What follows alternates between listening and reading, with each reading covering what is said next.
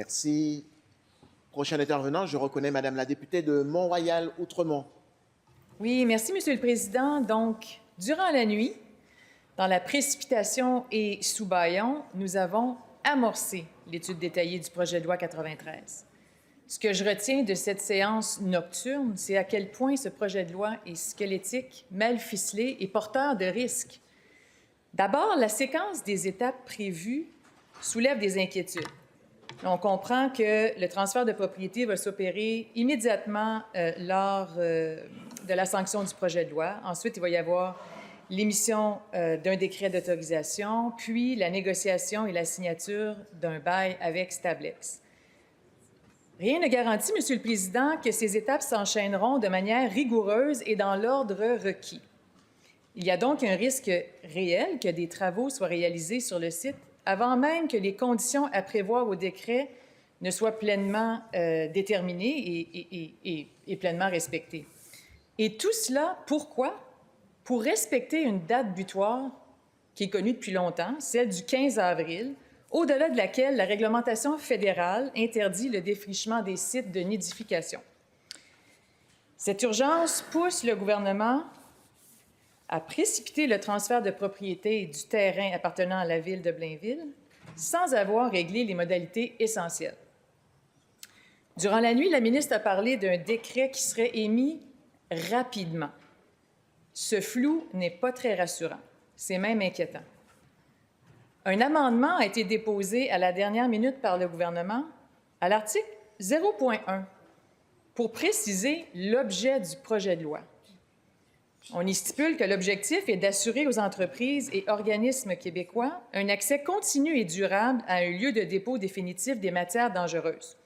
Fort bien, mais encore faut-il que le texte de loi comporte les moyens permettant d'atteindre cet objectif. On est toujours sans réponse à cet égard-là. Il semblerait qu'il n'y ait aucune disposition dans le projet de loi qui crée une obligation pour Stablex de fournir ce service. Aucune. La ministre parle d'un futur bail assorti de conditions, mais on le sait tous qu'un bail peut être résilié. Stablex pourrait aussi décider de fermer sa division canadienne. Le projet de loi ne lie pas Stablex. Et le décret à venir, lui, il ne sera pas étudié par les parlementaires. Je le réitère, Monsieur le Président, aujourd'hui, c'est un jour sombre pour l'autonomie municipale. Le gouvernement a suspendu les règles locales, imposé un projet à une municipalité. On va déposséder la ville de Blainville d'un terrain à grande valeur écologique, et ce, en pleine nuit. Ce n'est pas tant le pourquoi qui divise, car nous comprenons très bien le besoin de disposer des matières dangereuses de façon sécuritaire. Ce qui choque, c'est comment le gouvernement a procédé dans ce dossier et la mauvaise planification dont le gouvernement a fait preuve. Et ce qui ajoute à notre frustration, c'est le fait que nous n'avons pas pu couvrir. Nous avons couvert que seulement 3 ou 4 articles sur les 14 que contient le projet de loi. Nous n'avons même pas eu le temps d'aborder l'article 7, qui constitue pourtant une attaque frontale au principe de l'autonomie municipale, qui est un principe fondamental de notre démocratie locale et qui est au cœur de la relation de confiance qui existe entre le gouvernement du Québec et les municipalités. À l'article 7 du projet de loi, on prévoit que les normes d'urbanisme, d'aménagement et de construction adoptées par la Ville de Blainville, la MRC de Thérèse de Blainville ou la Communauté métropolitaine de Montréal ne s'appliqueront pas aux interventions autorisées sur le terrain. Autrement dit, Monsieur le Président, les règles locales sont suspendues. On va même jusqu'à permettre la réalisation de travaux sans tenir compte des règlements municipaux en vigueur.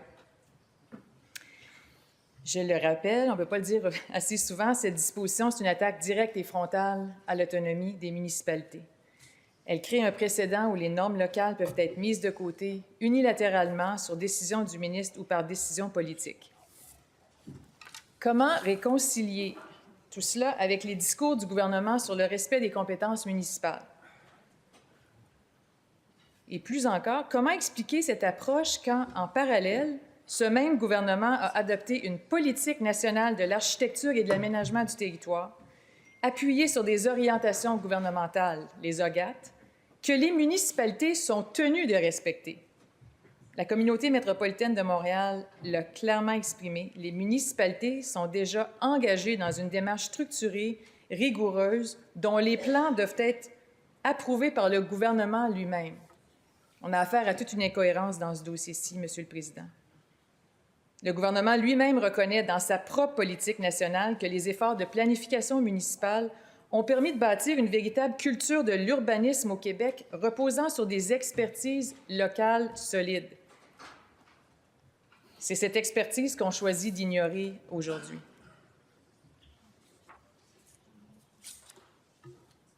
Avec tout respect pour nos collègues des autres oppositions, les remarques préliminaires qui ont occupé plus d'1 heure sur les 5 qui nous étaient alloués pour échanger avec la ministre n'ont pas apporté aucune valeur ajoutée, Monsieur le Président. Ce temps aurait été bien mieux investi à interroger la ministre sur la portée réelle de son projet de loi, ses impacts et ses conséquences.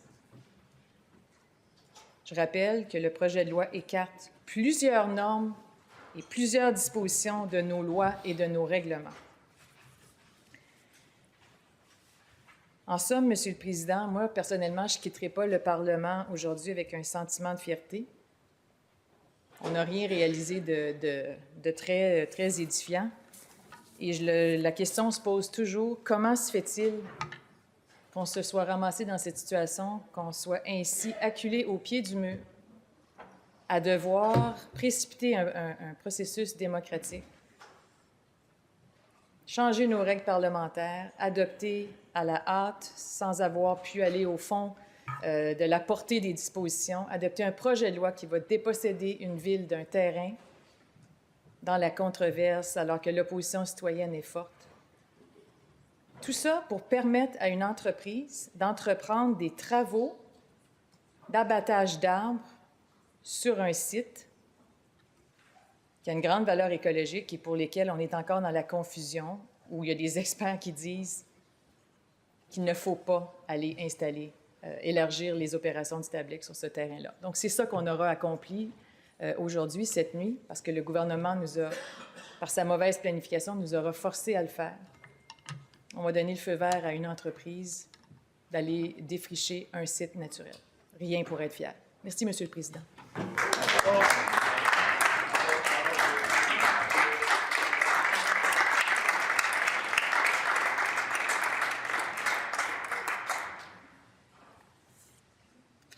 Merci, Madame la députée de Mont-Royal-Outremont.